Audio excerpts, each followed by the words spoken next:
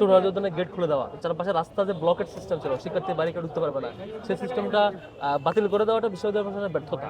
ক্যাম্পাসে একটা শিক্ষার্থী খুনের শিকার হয়েছে, তাকে নিয়ে কোনো ধরনের অপরাজনীতি করবার সুযোগ নাই। বহুবার ক্যাম্পাস চারপাশে লক করে দেওয়া হয়েছে, সোহরাওয়ার্দী উদ্যানের গেট লক করে দেওয়া হয়েছে।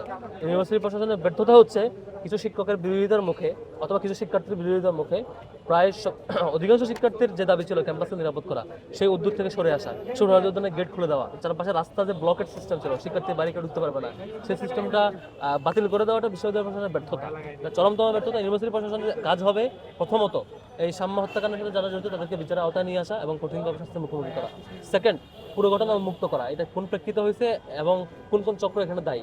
এবং থার্ড হচ্ছে সোহরাওয়ার্দী উদ্যানে এখানে যত রকমের মাদক কিংবা চোরা কারবারি অথবা অসামাজিক কাজের বিজনেস এবং অন্যান্য জিনিস প্রচলিত সবকিছুর যারা সিন্ডিকেট এখানে পরিচালনা করে তাদেরকে উন্মুক্ত করা এবং শাস্তির আওতায় নিয়ে এসে এটা পার্মানেন্টলি বন্ধ করে দেওয়া।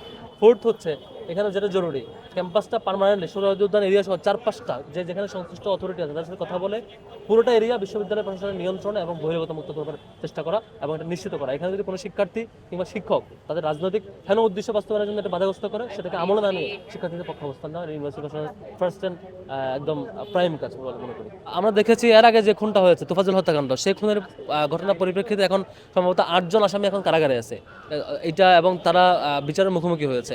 এরপর থেকে ক্যাম্পাস মোটামুটি শৃঙ্খলায় আসছে বলে আমাদের কাছে মনে হয়েছিল এবং ক্যাম্পাস চারপাশে লক করে দেওয়া হয়েছিল, বহিরাগত আসতো না।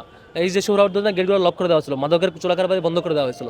কিন্তু দুঃখজনক হচ্ছে শিক্ষার্থীদের বিশেষ একটা চক্র এবং শিক্ষকদের একটা বিশেষ একটা চক্রের চাপে পড়ে ইউনিভার্সিটি প্রশাসন বাধ্য হয়েছে এই যে গেটগুলো, ইভেন একটা চক্র গিয়ে সোহরাওয়ার্দী উদ্যানের এই তালাবদ্ধ করা গেট ভেঙে দিয়েছিল এবং এই চারপাশ ক্যাম্পাস আটকায় দেওয়া যেটা ছিল সেটার বিরুদ্ধে আন্দোলন করেছে। ক্যাম্পাসে একটা শিক্ষার্থী খুনের শিকার হয়েছে, তাকে নিয়ে কোনো ধরনের অপরাজনীতি করবার সুযোগ নাই।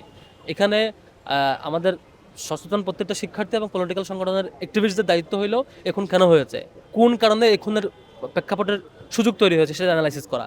এই জায়গায় এটাকে লাশের রাজনীতি করা, এক একজন এক এক পক্ষ নিয়ে রাজনীতি করছে, কোনোটাই ইতিবাচক না। এটা খুবই গর্বিত হচ্ছে।